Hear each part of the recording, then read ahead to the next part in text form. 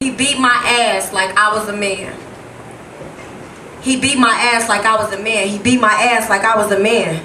Those were the words that were going through my mind as I walked away from the van he'd thrown me from and watched him drive off with her and her son.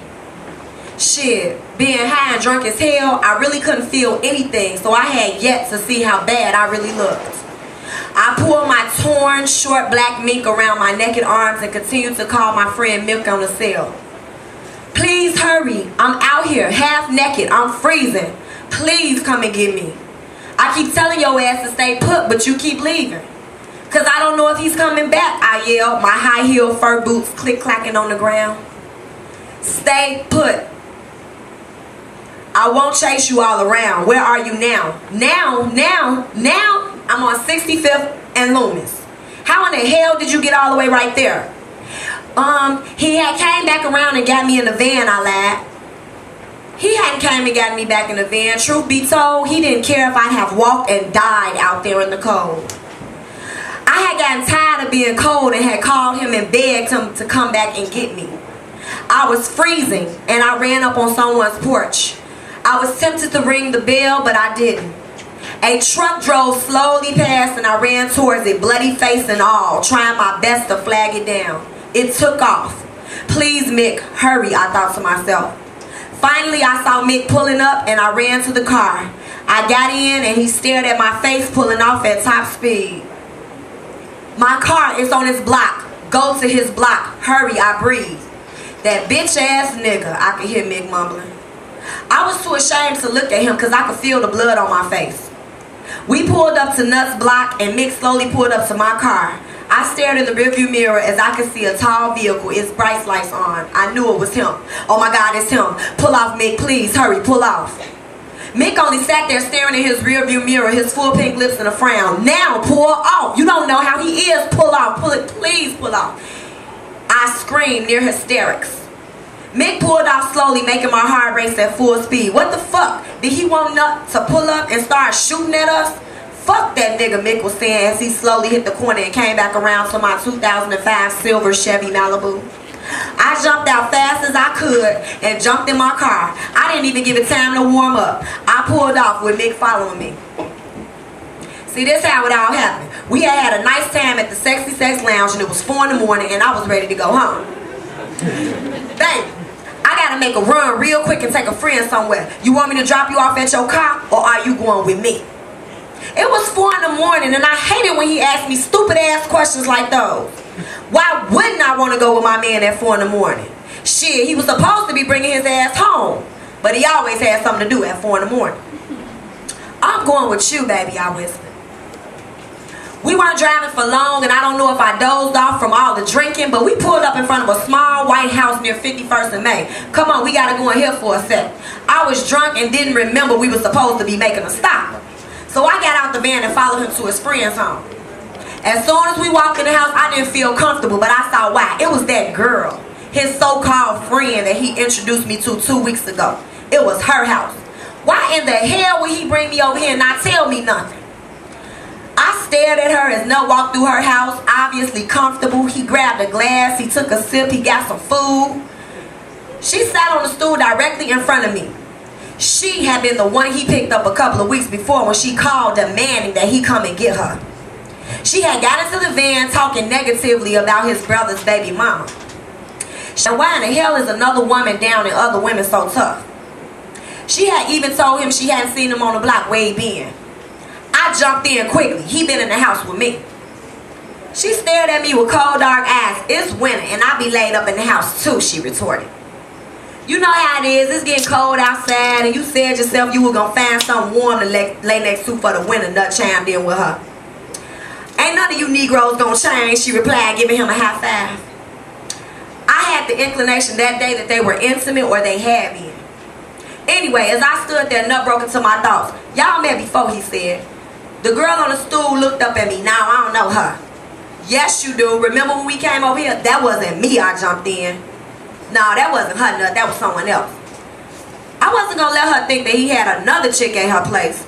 I remember quite well. No, I did meet her. I met her the day she got in your van, I said, staring at her but speaking to Nut. Now take me home. It seemed to me that Nut was taking his time, so I left and began walking.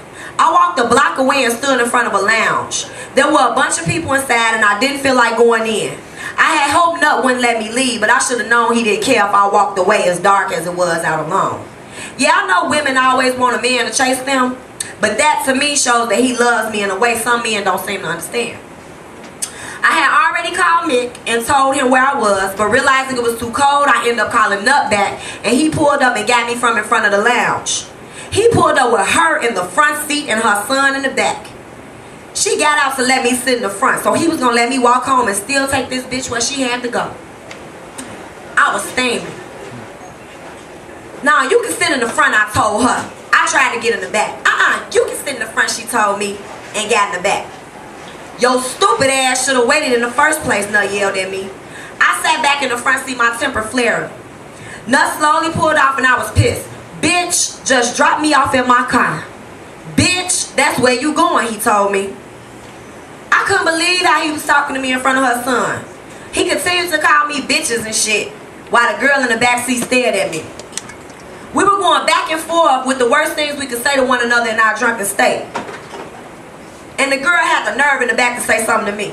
"First of all, he ain't doing nothing but dropping me off somewhere," the bitch in the back spoke. "First of all, I'm not talking to you," I replied. She and I went back and forth with some more smart ass shit. And then I focused back on Nut, because he was saying some stupid shit. He was saying how I was so stupid, and the last bitch he called me, I smacked him in the face while he was driving, making the van swerve, and then I punched him in the face a couple more times. He swerved, pulling over. Why she hitting you like that? Whoop her ass. She gonna disrespect my son. She gonna fight you while my son in the car. Whoop that bitch ass. As he pulled over, I put my back against the window and began kicking him with the heel of my shoe, because I could tell he was about to whoop my ass. "And bitch, I'm gonna have you killed," I threatened him as I continued to kick. The girl was inches from my face and she had her hand on her knee, and "Ain't nobody gonna touch him," she told me. I ignored her, staring at Nut. He dived over and choked me so hard it felt like something in my throat moved out of place. He began punching me in my eye, breaking the lenses in my $300 prescription glasses. I lifted my hands to my head, elbows facing him, holding my head down as he pounded me in the back of my head. He opened my door, attempting to push me out. My head was hanging out of the van and my lower back hit the ground, and as I held onto his shirt for dear life, pulling myself back up. "You brought this on yourself," the girl in the back seat was saying as he punched me, "and ain't nobody gonna do shit to him."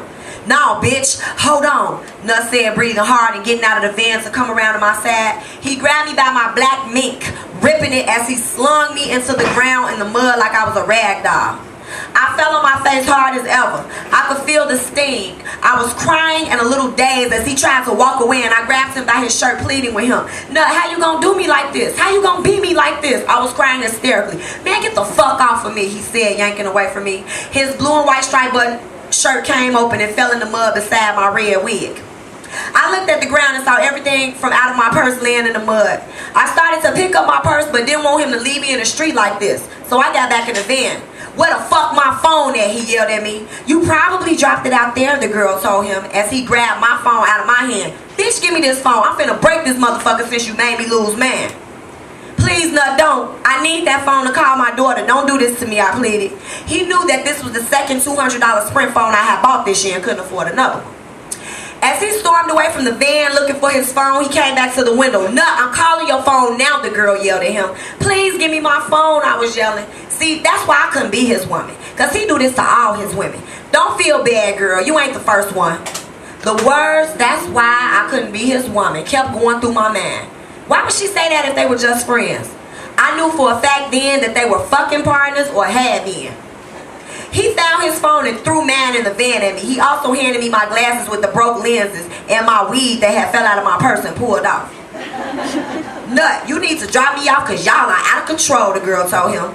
I could see he was still heading for my car. I couldn't take that small talk any longer. He wasn't even doing nothing but dropping me off. I wasn't going with y'all. I don't know why you was tripping.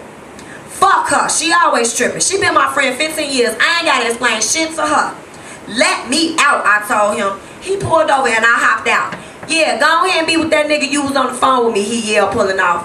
I stood there, bloody face and all, waiting for Mick to arrive.